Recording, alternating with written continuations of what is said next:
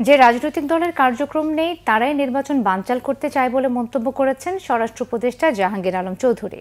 সচিবালয়ে আইনশৃঙ্খলা সংক্রান্ত কোর কমিটির বৈঠকে তিনি এই মন্তব্য করেন। তিনি জানান, কেউ যেন নির্বাচন কোনোভাবেই বাধাগ্রস্ত করতে না পারে সেই চেষ্টাই করা হচ্ছে।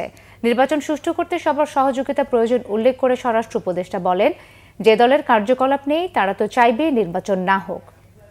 এটা প্রতিহত করার দায়িত্ব জনগণ, রাজনৈতিক দলসহ সবার। নির্বাচনের জন্য যতটা প্রস্তুতি দরকার ততটা প্রস্তুতি আইনশৃঙ্খলা বাহিনীর রয়েছে বলেও জানান তিনি।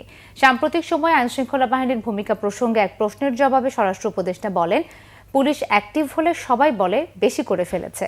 ক্রিকেট খেলায় দাগ দিয়ে তো বলা সম্ভব না কোনটা ওয়াইড হবে। অন্তর্বর্তী সরকার দায়িত্ব নেয়ার পর থেকে ঢাকা ও এর আশেপাশে 1604টি অবরোধ হয়েছে বলে জানান উপদেষ্টা জাহাঙ্গীর আলম চৌধুরী।